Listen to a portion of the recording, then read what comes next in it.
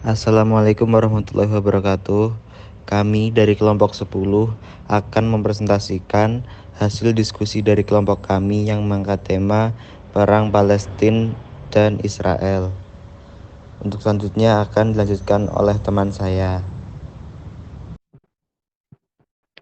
Oke, baik. Saya menjelaskan Hamas Israel. Konflik Palestina-Israel kembali muncul dalam beberapa hari terakhir. Hal ini dipicu oleh beberapa serangan dari Hamas Palestina terhadap Israel di wilayah jalur Gaza pada Sabtu 7 Oktober 2023. Selanjutnya akan disampaikan oleh teman saya. Jadi ini alasan penyerangannya. Gaza serangan untuk membalas berbagai tekanan dan serangan yang dilakukan Israel terhadap Palestina selama bertahun-tahun. Hingga kini korban konflik Palestina Israel dikabarkan telah mencapai 2.300 korban jiwa dan 8.900 korban luka-luka di dua belah pihak. Berdesaknya pihak Hamas membuat mereka melawan karena dia sebagai negara yang terjajah, kalau tidak melawan itu justru aneh. Apalagi dengan adanya dukungan negara lain terhadap Israel akan membuat Hamas semakin sulit. Lanjut. Alasan penyerangan Israel. Israel bersumpah untuk memusnahkan kelompok Hamas dalam serangan gencarnya di Gaza. Namun, negara ini tidak memiliki rencana akhir yang jelas.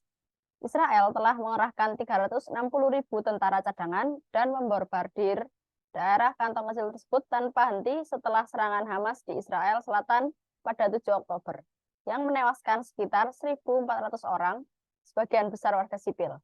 Strategi langsung Israel yang diberi nama sandi Operasi Wedang Besi adalah menghancurkan infrastruktur Gaza.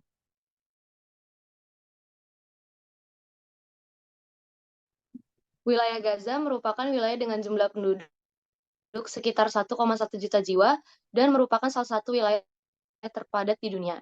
Penduduk di wilayah Gaza sering mendapat tekanan seperti yang pertama, blokade bantuan internasional, pemutusan akses listrik dan air, dan yang ketiga yaitu tempat tinggal yang kumuh.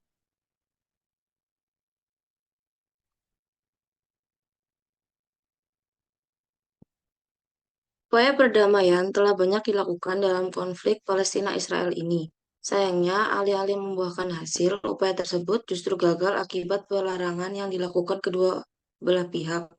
Indonesia sendiri secara konsisten mendukung Palestina untuk menjadi negara merdeka. Hal ini sesuai dengan Pancasila sebagai Indonesia. Menilai musyawarah dan gotong royong juga menjadi bukti bahwa perdamaian dunia haruslah dijaga keamanannya. Landasan lainnya bahwa segala bentuk penjajahan harus dihapuskan dari dunia juga tercantum pada pembukaan Undang-Undang 1945 pada alinea pertama yang mengandung nilai hukum kodrat juga hukum etis, yaitu penunjukan keteguhan dan kuatnya pendirian bangsa Indonesia dalam memperjuangkan kemerdekaan melawan penjajah, serta alinea keempat yaitu pemerintah negara Republik Indonesia melindungi segenap bangsa Indonesia, memajukan kesejahteraan umum, dan mencerdaskan kehidupan bangsa.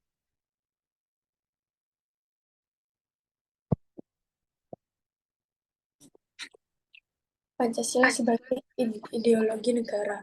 Ideologi Pancasila merupakan suatu pandangan hidup atau sistem nilai dasar yang menjadi landasan bagi negara dan seluruh bangsa Indonesia. Hal ini diakui sebagai ideologi negara resmi Indonesia dan tercantum dalam pembukaan Undang-Undang Dasar 1945. Penyelesaian konflik dalam mencari solusi dalam butir-butir Pancasila bisa dilakukan dengan mengedepankan nilai sila keempat, yakni kerakyatan yang dipimpin oleh hikmat kebijaksanaan dalam permusyawaratan perwakilan.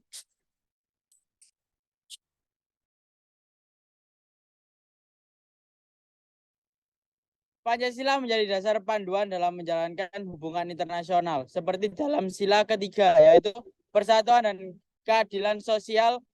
Dasar ini dapat membantu memperkuat diplomasi dan kerjasama Indonesia dengan negara-negara lain.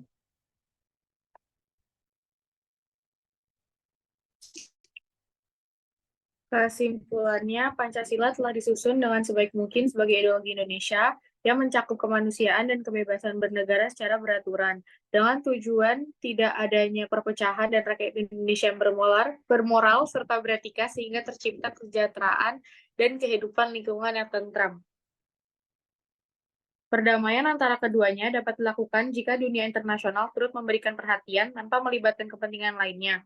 Melalui langkah tersebut, konflik Palestina-Israel diharapkan dapat menemui titik terang dan tidak lagi mengorbankan berjuta-juta nyawa warga sipil. Sekian presentasi dari kami kelompok 10. Kurang dan lebihnya mohon dimaafkan. Wassalamualaikum warahmatullahi wabarakatuh.